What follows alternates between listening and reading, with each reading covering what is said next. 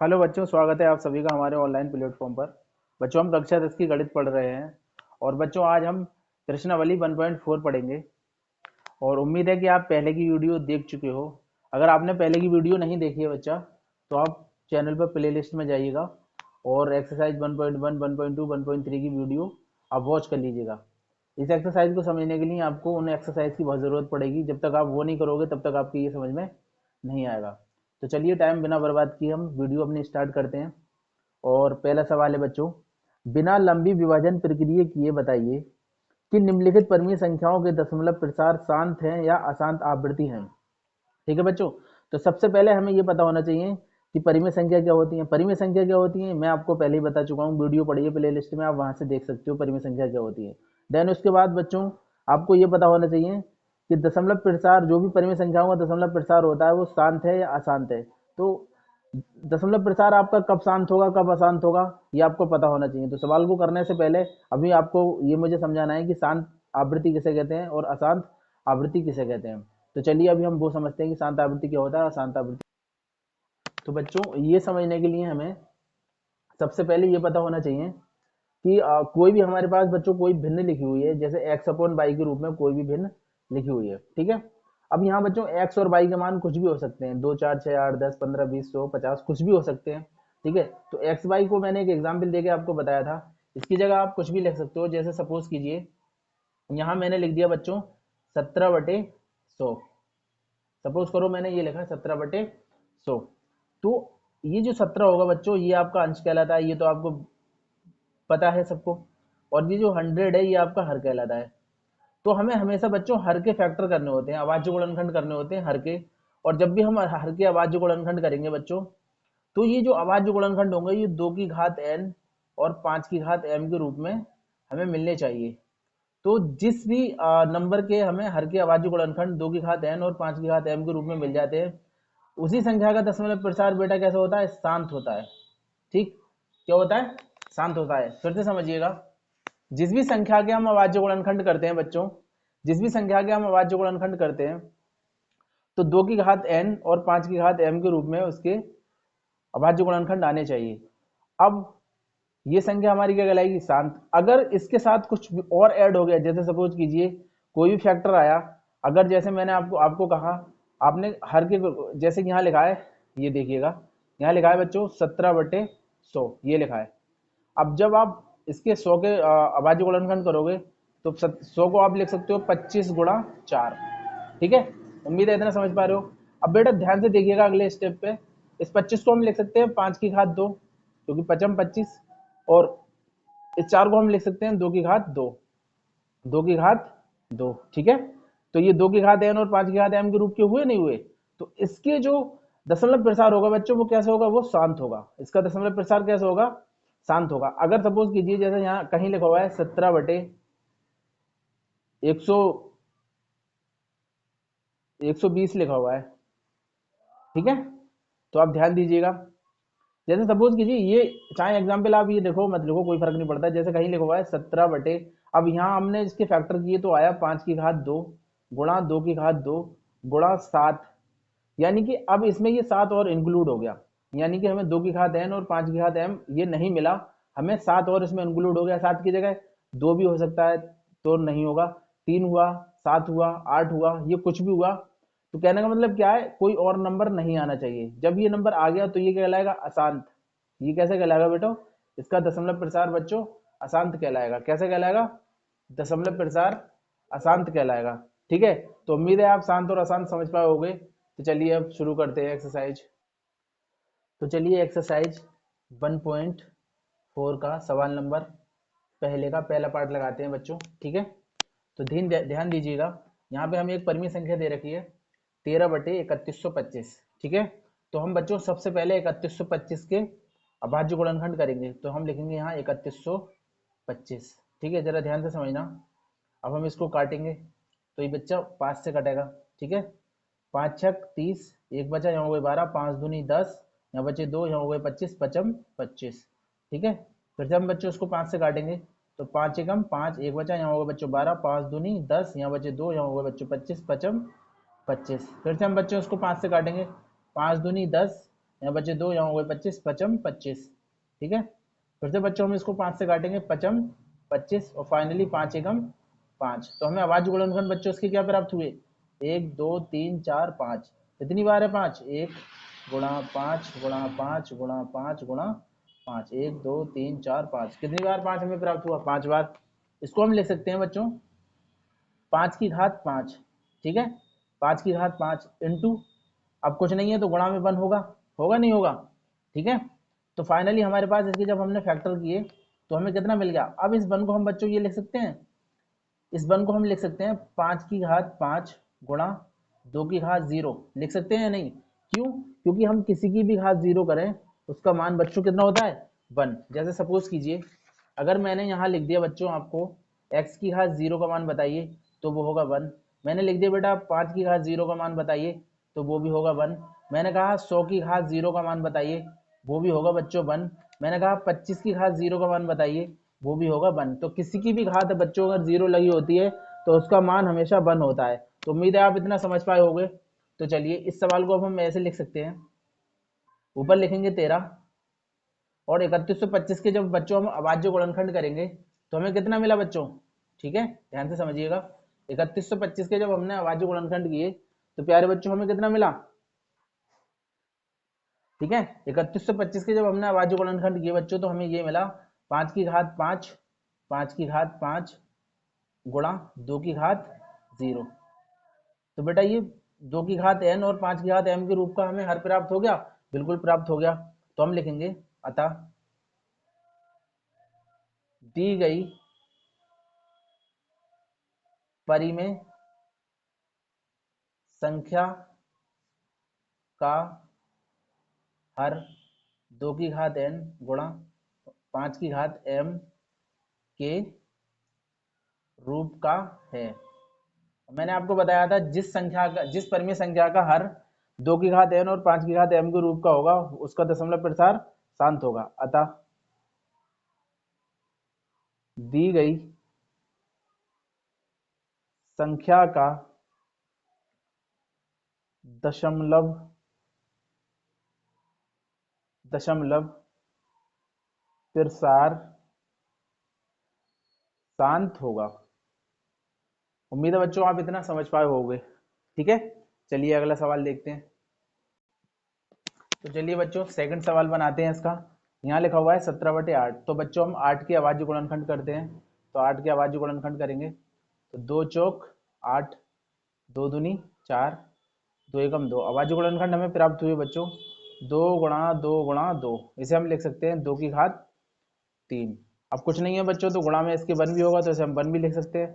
अब बच्चों इस 1 को हम लिख सकते हैं 2 की घात 3 गुणा 5 की घात 0, क्योंकि मैंने आपको बताया था किसी की भी घात 0 उसका मान 1 होता है। तो इस 1 को हम लिख सकते हैं 5 की घात 0।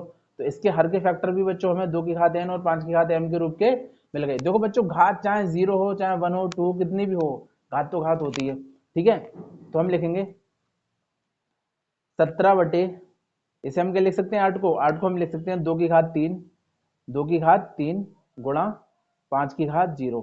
अब हम लिखेंगे अतः दी गई संख्या, दी गई संख्या के हर 2 की घात n गुणा 5 की घात m के रूप का है। ठीक है, दी गई संख्या का लिखा जाएगा यहाँ। ठीक है, दी गई संख्या का हर 2 की घात n 5 की घात m के रूप का है। अतः दी गई संख्या का दशमलव प्रसार क्या होगा। अतः दी गई संख्या का दशमलव प्रसार शांत होगा। कैसे होगा बच्चों, शांत होगा। और यही इस सवाल का राइट आंसर हो गया। चलिए बच्चों अगला पार्ट देखते हैं।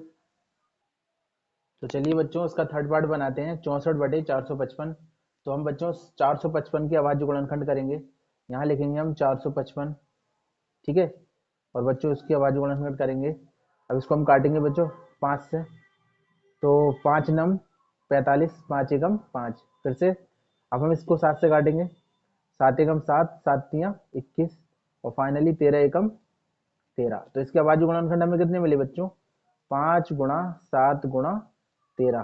क्या ये इसमें कहीं 2 की घात आया? नहीं आया। 13 और ऐड हो गया, इसका मतलब इसका दशमलव प्रसार शांत नहीं होगा, क्योंकि ये 2 की घात n और 5 की घात m के रूप का नहीं है, इसमें कहीं पे भी 2 नहीं है।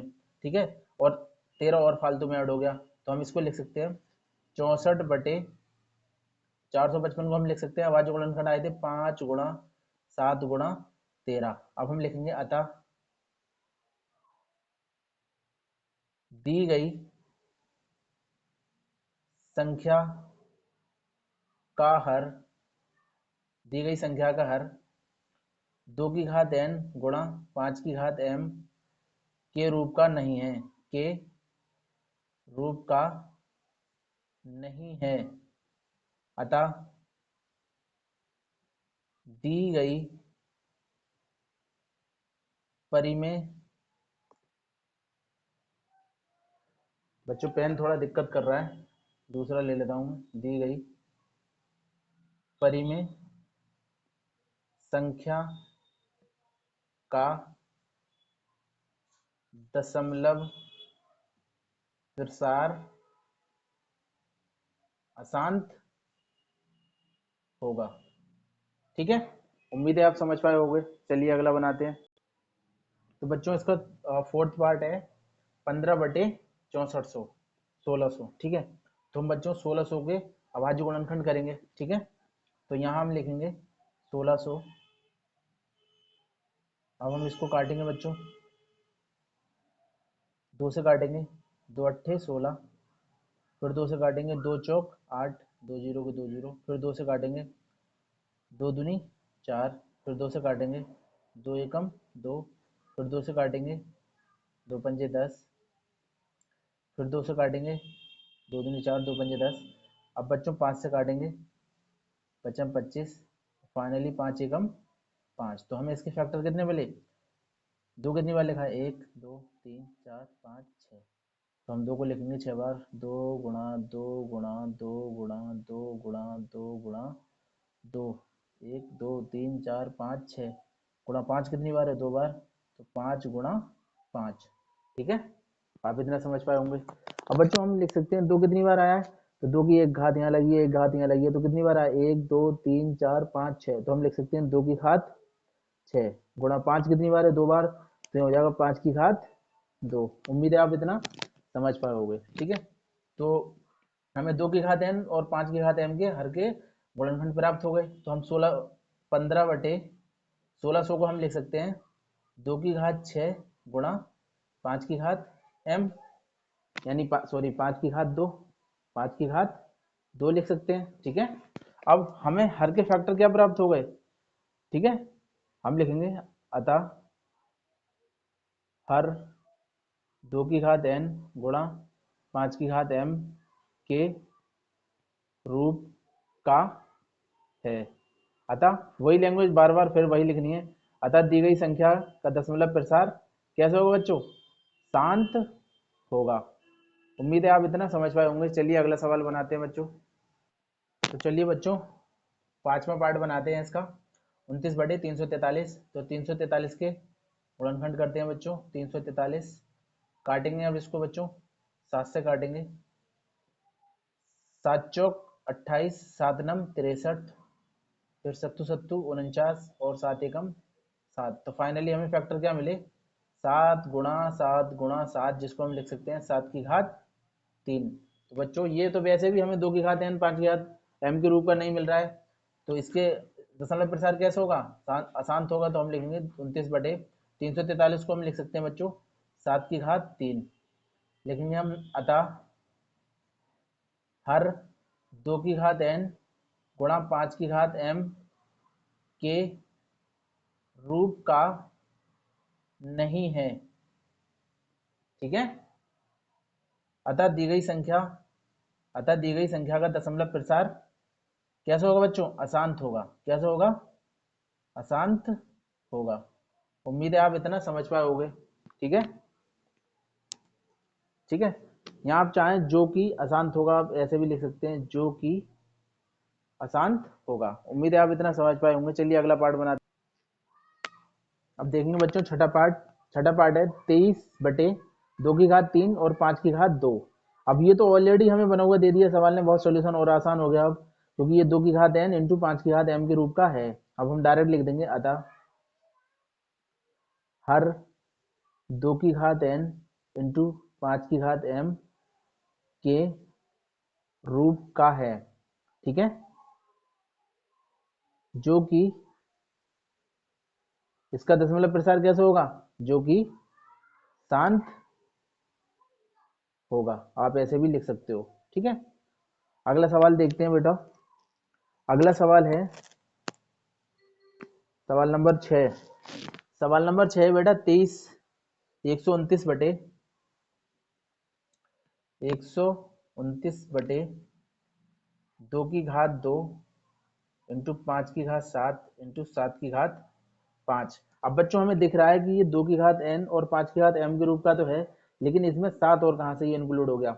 जब ये इंक्लूड हो गया तो इसने तो भंडे कर दिए, तो मामला क्या हुआ, यहाँ गड़बड़ हो गया। अब ये इसकी शांत आवृत्ति तो नहीं हुई, क्योंकि ये नहीं होना चाहिए 7, तो हम लिख देंगे, अतः हर 2 की घात n इंटू 5 की घात m के रूप का नहीं है, का नहीं है, ठीक है, जो कि अशांत होगा। कैसा होगा बच्चों, अशांत होगा। उम्मीद है आप इतना समझ पाए होगे। चलिए अगला। तो चलिए बच्चों, आ, 8वां पार्ट बनाते हैं इस सवाल का, 6/15। तो अगर ये सरल सरल हो रहा है तो सरल भी कर सकते हैं हम बेटा, इसको काट सकते हैं 3 दूनी 6 और 3 पंजे 15, जिसको हम लिख सकते हैं 2/5। अब 2/5 का मतलब हुआ 5 की घात 1, तो हम इसको ऐसे लिख सकते हैं 2/5 की घात 1 गुणा 1। ठीक, अब ध्यान दीजिए, इसको हम लिख सकते हैं 2/5 की घात 1 और इस एक को हम लिख सकते हैं 2 की घात 0। अब हमें फैक्टर पता चल गए हर के, 2 की घात n इंटू 5 की घात n। हम लिख सकते हैं हर 2 की घात n इंटू 5 की घात m के रूप का है, जो कि शांत होगा, ठीक है। उम्मीद है आप समझ पाए होंगे। चलिए बच्चों अगला सवाल देखते हैं। तो चलिए बच्चों अगला सवाल देखते हैं, नवा पार्ट बनाते हैं इस सवाल का, नवा पार्ट, और है सवाल आपका 35/50, ठीक है। अब ये सरल हो रहा है तो हम इसको सरल भी कर सकते हैं, तो 5 से काट देते हैं, 5 सत्ते 35 और 5 ढाई 50। तो फाइनली हमारे पास आया बच्चों 7/10। अब बच्चों इस 10 को हम लिख सकते हैं 5 गुणा 2, ठीक है। तो ये इसकी भी घात 1 है, इसकी भी घात 1 है, हम इसे लिख सकते हैं 7/2 की घात n गुणा 5 की घात m, जो कि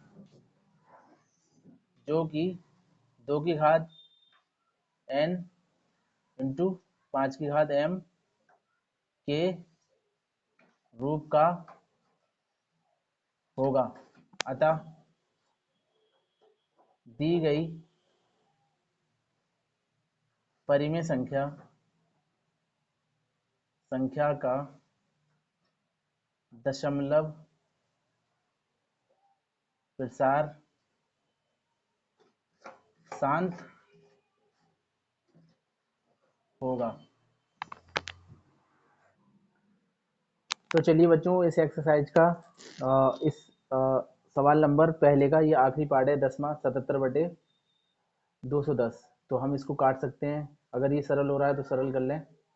तो 7 एकम 7, 7 एकम 7, 7 तियाँ 21, तो फाइनली हमें मिला 11/30, ठीक है। अब हम इस 30 को हम लिख सकते हैं 6 पंजे 30, और बच्चों 11 इस 6 को हम लिख सकते हैं 2 गुणा 3 गुणा 5। तो 2 की घात n 5 की घात m तो मिल गया, लेकिन ये 3 आके गड़बड़ कर गया, तो इसका मतलब ये अब शांत आवृत्ति नहीं होगा। अतः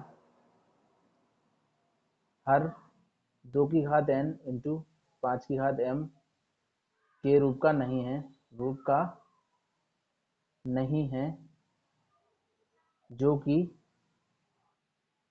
अशांत होगा। उम्मीद है बच्चों समझ पाए होंगे। चलिए अगला सवाल बना।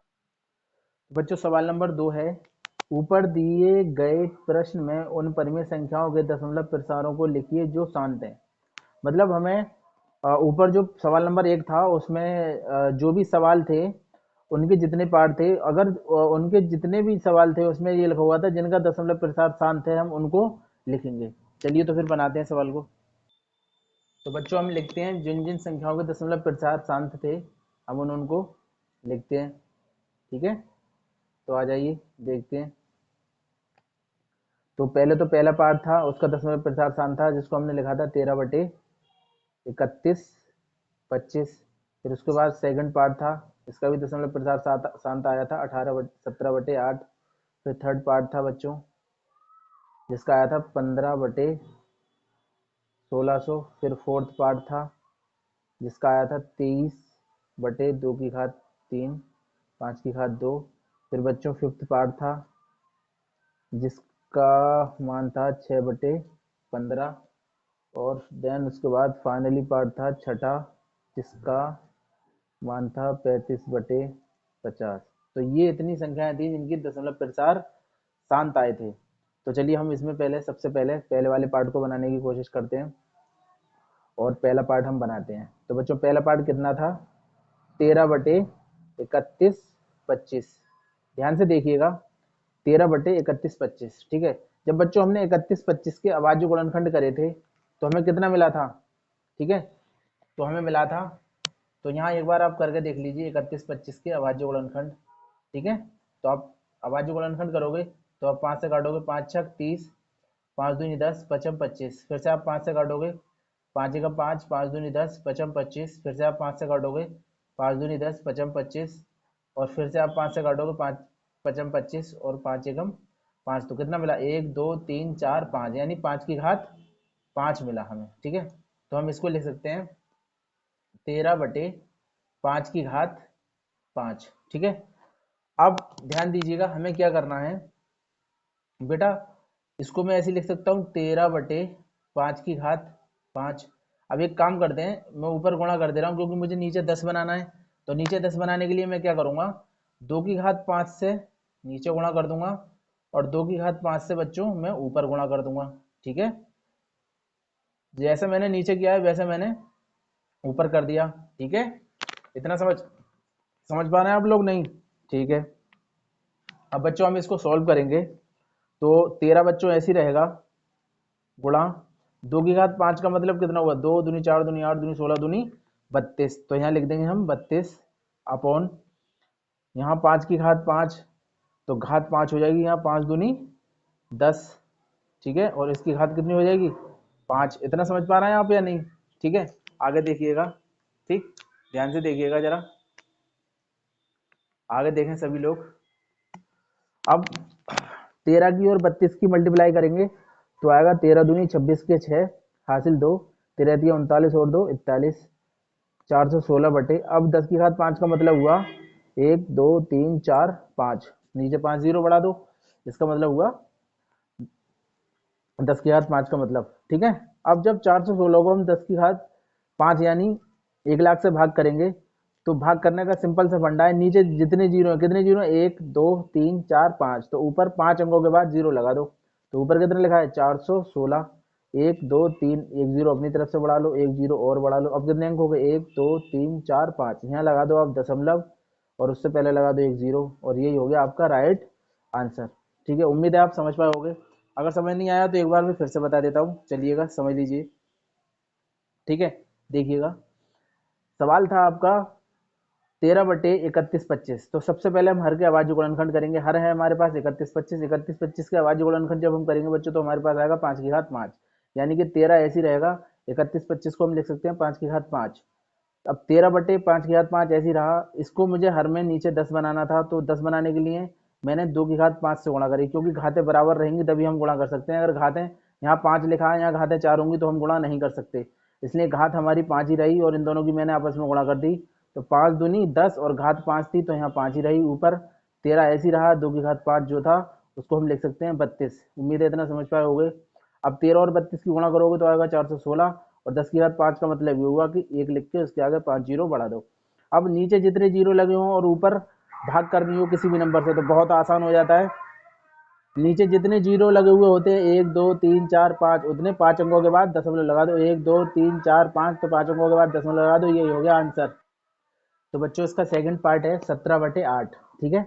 अब बच्चों 17/8 को हम क्या लिख सकते हैं, ध्यान से देखिएगा। 17 ऊपर रहेगा, 8 को हम लिख सकते हैं 2 की घात 3। 2 की घात 3 लिख सकते हैं। ठीक है, बिल्कुल लिख सकते हैं। अब मुझे नीचे बच्चों 10 बनाने हैं तो मुझे क्या करना पड़ेगा, मैं एक काम करूंगा नई लाइन से। 17 ऊपर रहेगा, 2 की घात 3 नीचे रहेगा। मैं क्या कर रहा हूँ, नीचे भी 5 की घात 3 से गुणा कर रहा हूँ और ऊपर भी 5 की घात 3 से गुणा कर रहा हूँ। ठीक है, ऐसे मैं कर सकता हूँ। क्यों, मैंने ऐसे क्यों किया, क्योंकि मुझे यहाँ नीचे 10 बनाना है, यानी हर में मुझे 10 बनाना है। तो 10 बनाने के लिए 2 तो पहले थे ही, 10 बनाने के लिए मुझे 5 से गुणा करनी पड़ेगी। अब मैं गुणा करूंगा यहाँ 5 की घात 2 से करता। आप कहोगे सर 5 की घात 2 से गुणा क्यों नहीं की, क्योंकि यहाँ पे हमें घातें बिल्कुल बराबर रखनी होती है। यहाँ पे 2 की घात 3 लगी हुई है तो 5 की घात भी हमें 3 ही लगानी पड़ेगी। ठीक है, इसलिए मैंने 5 की घात 3 से नीचे गुणा की और 5 की घात 3 से मैंने ऊपर गुणा की। उम्मीद है आप इतना समझ पा रहे होगे। ठीक है, तो 17 ऊपर ऐसे ही रहेगा, गुणा 5 की घात 3 का मतलब होता है बच्चों 125 बटे 2 की घात 3 और 5 की घात 3 जब आपस में गुणा करूंगा 2 पंजे 10 और घात इनकी 3 लगी हुई है वो ऊपर 3 लग जाएगी। उम्मीद है आप इतना समझ पा रहे होगे। ठीक है, चलिए फिर आगे देखते हैं। अब बच्चों जब हम 17 की 125 से गुणा करेंगे तो आएगा 2125। कितना आएगा 2125। और 10 की घात 3 का मतलब हुआ 1000। 10 की घात 3 का मतलब हुआ 1000। मैंने आपको बताया था नीचे जितने जीरो होते हैं ऊपर उतने अंकों के बाद दशमलव आ जाता है। तो 2125 नीचे कितने जीरो थे 1 2 3 तो 3 अंकों के बाद दशमलव आ जाएगा, यानी 1 2 3 यानी कि 2.125। ये हमारा हो गया आंसर। उम्मीद है आप समझ पाए होंगे। चलिए बच्चों अगला सवाल देखते हैं। चलिए बच्चों अगला सवाल लगाते हैं 15/1600। तो 1600 के हम अभाज्य गुणनखंड कर लेंगे बच्चों, तो कर लेंगे। ठीक है, अभाज्य गुणनखंड। ठीक है, देखिए जरा ध्यान से। 2 से काटेंगे हम सबसे पहले। 2 अट्ठे 16, 2 जीरो को 2 जीरो, फिर 2 से काटेंगे।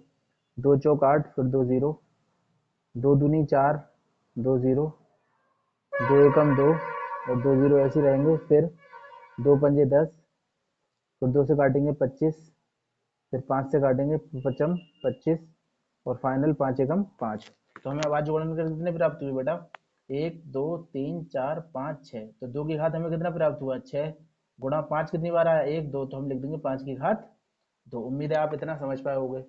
ठीक है, अब हम ऊपर आते हैं सवाल की तरफ। सवाल में लिखा हुआ है 15/1600। ठीक, तो 1600 को बच्चों हम क्या लिख सकते हैं, क्या निकाला है हमने 2 की घात 6, तो यहाँ लिख देंगे हम 2 की घात 6 गुणा 5 की घात 2। ठीक है, इतना हम लिख सकते हैं। अब बेटा मुझे नीचे हमेशा 10 बनाना होता है, इस सवालों में हमेशा मुझे नीचे 10 बनाना होगा। तो मुझे यहाँ 2 की घात 6 तो 5 की घात भी 6 करनी पड़ेगी। तो 5 की घात 6 करने के लिए मैं एक काम करता हूँ, अगली लाइन में मैं ऊपर भी और नीचे भी दोनों तरफ 5 की घात 2 से 5 की घात 4 से मैं नीचे गुणा कर रहा हूँ और 5 की घात 4 से बेटा मैं ऊपर गुणा कर दे रहा हूँ। कोई दिक्कत नहीं, दिक्कत क्योंकि जितनी मैंने ऊपर गुणा करी उतनी मैंने नीचे गुणा करी। ठीक है, अब समझना 15 ऐसी रहेगा और 5 की घात 4 ऐसी रहेगा बटे ये हो जाएगा 2 की घात 6 गुणा यहाँ पे भी 5 है यहाँ पे भी 5 है। आधार समान होता है और गुणा हो रही होती है तो घातों को जोड़ देते हैं। तो 2 और 4 कितने हो जाएंगे 6, तो हो जाएगा 5 की घात 6। अब यहाँ पे 2 की घात 6 हो गई 5 की घात 6 हो गई। अब हम आपस में इनकी गुणा कर सकते हैं तो 2 पंजे 10 हमें मिल जाएगा। ठीक है बच्चों, ध्यान से देखिए। तो 15 बच्चों ऐसे रहेंगे। ठीक है, गुणा 5 की घात 4 का मतलब हुआ पचम 25 पंजे 125 पंजे 625, यानी 5 की घात 4 का मतलब हुआ 625 अपॉन, ध्यान से देखिए यहाँ हुआ 2 पंजे 10 और घात कितनी लगी हुई है ऊपर 6, तो यहाँ घात लग जाएगी 6। ठीक है, उम्मीद है इतना समझ पाए होगे। अब ध्यान दीजिए और 15 की 15 की और बच्चों 6 से 25 की गुणा करेंगे तो हमारे पास आएगा बच्चों 9375। कितना आएगा 9375। और नीचे 10 की घात 6 को हम लिख सकते हैं बच्चों, एक के आगे 6 जीरो लगा दो 1 2 3 4 5 6 इतना। ठीक है, अब मैंने बताया था जब नीचे जीरो आ जाते हैं तो सवाल को सरल करना बहुत आसान होता है। उसके बाद अब हम इसे लिख सकते हैं, इसको हम लिखेंगे 9375। अब नीचे 6 जीरो है तो 6 अंकों बाद दशमलव लगा दो 1 2 3 4, एक अपनी तरफ से लगाया एक और लगाया यहाँ दशमलव यहाँ जीरो। तो फाइनली हमारे पास आंसर आ गया 0.009375। उम्मीद है आप इतना समझ पाए होगे। चलिए बच्चों अगला सवाल बनाते हैं। तो चलिए बच्चों चौथा पार्ट देखते हैं इसका। 23/2 की घात 3 5 की घात 2। अब देखिएगा बच्चों ध्यान से, यहाँ 2 की घात 3 है, यहाँ 5 की घात 2 है, लेकिन घातें मुझे बराबर करनी है, तभी तो यहाँ नीचे 2 पंजे 10 हो पाएगा। तो एक काम करते हैं, यहाँ पे 3 घात है तो इस 2 को भी 3 बनाने की कोशिश करते हैं। तो यहाँ से क्या करते हैं, अगली लाइन में बच्चों 5 से ऊपर गुणा कर देते हैं, और बच्चों 5 से नीचे। 5 से गुणा करने का मतलब ये हुआ, क्योंकि 5 की घात 2 तो यहाँ है ही ऑलरेडी, यानी 5 की घात 1 से नीचे गुणा कर देते हैं और 5 की घात 1 से ऊपर गुणा कर देते हैं। ठीक है, कोई दिक्कत? नो दिक्कत। आगे देखिएगा 23 बच्चों ऐसे ही रहेगा। 5 की घात 1 का मतलब हुआ बच्चों 5, और नीचे हुआ, यहाँ कितने लिखा हुआ है 2 की घात 3 इंटू, यहाँ 5 लिखा है, यहाँ पे भी 5 है। आधार दोनों के समान हो गए। जब आधार समान हो और गुणा हो रही हो तो घातों को बच्चों जोड़ देते हैं, तो 2 और 1 3 हो जाएगा। तो 5 की घात कितना हो जाएगा 3। उम्मीद है आप इतना समझ पाए होगे। ठीक है, अब देखिएगा, अब जब आप 23 की 5 से गुणा करोगे तो आएगा 115। ठीक है, अपॉन इसे आप लिख सकते हो 10 की घात 3। क्यों? क्योंकि 2 पंजे 10। ठीक है, अब इसको आप लिख सकते हो 115/10 की घात 3 को हम लिख सकते हैं 1000। अब नीचे 3 जीरो आ गए, तो आंसर कितना आ जाएगा, ऊपर 111। अब नीचे 3 जीरो है तो 3 अंकों के बाद दशमलव लगा दो, सबसे सिंपल 1 2 3, तो 3 अंकों के बाद दशमलव यहाँ आ जाएगा, और ये आपका आंसर। नीचे जितने जीरो होते हैं उतने ऊपर अंकों के बाद दशमलव आ जाता है, और वही आपका आंसर हो जाता है। चलिए बच्चों अगला पार्ट देखते हैं इसका। ठीक है, वो कितना है 35/50। ठीक है बच्चों, 35/50। ठीक है, अब हमने काटा इसको, तो 5 सत्ते 35 और 5 धाई 50, तो फाइनली हमारे पास आया 7/10। ठीक है, अब 7/10 को हम क्या लिख सकते हैं, नीचे 1 जीरो है तो 1 अंक के बाद दशमलव आ जाएगा, यानी 0.7, और यही हो गया इसका आंसर। उम्मीद है आप इतना समझ पाए होंगे। चलिए लास्ट एक सवाल रह गया, वो लगा देते बच्चों। इस एक्सरसाइज का आखिरी सवाल है, सवाल नंबर 3। लिखा हुआ है, कुछ वास्तविक संख्याओं के दशमलव प्रसार नीचे दिए गए हैं या नीचे दर्शाए गए हैं। प्रत्येक स्थिति के लिए निर्धारित कीजिए कि यह संख्या परिमेय संख्या है या नहीं। यदि यह परिमेय संख्या है तो P/Q के रूप में P/Q के रूप की है, तो Q के अभाज्य गुणनखंडों के बारे में आप क्या कह सकते हैं। तो ये आपके 3 पार्ट दे रखे हैं, इसके पहला पार्ट ये रहा, दूसरा पार्ट ये रहा, तीसरा पार्ट ये रहा। तो चलिए एक एक करके इनको सॉल्व करते हैं। तो चलिए बच्चों, जो हमारा तीसरा सवाल था उसके ये 3 पार्ट हैं। पहला पार्ट ये रहा, दूसरा ये रहा, तीसरा ये रहा। तो हम बनाते हैं, सबसे पहला पार्ट जो है हमारा उसे सॉल्व करने की कोशिश करते हैं। तो बच्चों पहला पार्ट है हमारा, वो लिखा है 4 3 1 2 3 4 5 6 7 8 9। ठीक है, यानी कि ये आगे अब नहीं है, ये खत्म हो गया। अब इसको हम यहाँ से दशमलव हटा के नीचे इतने जीरो बढ़ा सकते हैं, तो ये P/Q के रूप में लिखी जा सकती है। इसलिए ये क्या हो गई, परिमेय संख्या हो गई। ठीक है, क्यों? क्योंकि हम इसका दशमलव प्रसार निकालें तो वो कैसा होगा, शांत होगा। क्यों? क्योंकि नीचे 1 1 और 0 0 मिल रहा है, तो कहीं ना कहीं उसके अभाज्य गुणनखंड हम करेंगे बच्चों, तो 2 की घात n और 5 की घात m के रूप के वो होंगे। ठीक है, तो जो संख्या दशमलव के बाद रुक जाती है वो क्या कहलाती है, परिमेय संख्या कहलाती है। तो ये क्या है, जो कि P/Q के रूप में एक परिमेय संख्या है। ठीक है बच्चों, जब ये परिमेय संख्या है तो इसका दशमलव प्रसार कैसा होगा, शांत होगा, जो कि शांत होगा। ठीक है, उम्मीद है आप समझ पाए होंगे। अब सेकंड पार्ट देखते हैं। सेकंड पार्ट है 0 पॉइंट, ये रहा 0.10120, फिर 1200, फिर 12000, फिर 120000 अप टू इनफाइनाइट, मतलब अनंत तक जा रहा है। ठीक है, अब हमें ये दिख रहा है कि संख्या 1 फिर 2 फिर 0 फिर 1 फिर 2 यानी बढ़ती चली जा रही है। जब संख्या हमारे पास बढ़ती चली जा रही है, इसका मतलब ये क्या होगा, ये होगा अशांत अनावर्ती। ठीक है, इसका हम परिमेय रूप नहीं निकाल सकते, जो कि P/Q के रूप की नहीं है। के रूप की नहीं है। तो इसका दशमलव प्रसार कैसे होगा? तो इसका दशमलव प्रसार बेटा अशांत होगा। कैसे होगा? अशांत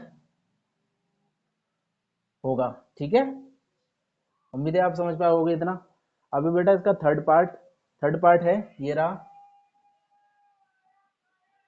देखो है 4 3.1 2 3 4 5 6 7 8 9 और इसके ऊपर बार लगा हुआ है। बार लगा हुआ है इसका मतलब बच्चों इसका रिपीटिशन हो रहा है, यानी बार लगाने का मतलब यही संख्या आगे फिर आ रही है, फिर आगे आ रही है और ये आती चली जाएगी। ठीक है, लेकिन जब आ रही है तो इसको हम पी अपॉन क्यू के रूप में लिख सकते हैं, जो कि पी अपॉन क्यू के रूप की परिमेय संख्या है। क्या है? पी अपॉन क्यू की परिमेय संख्या है।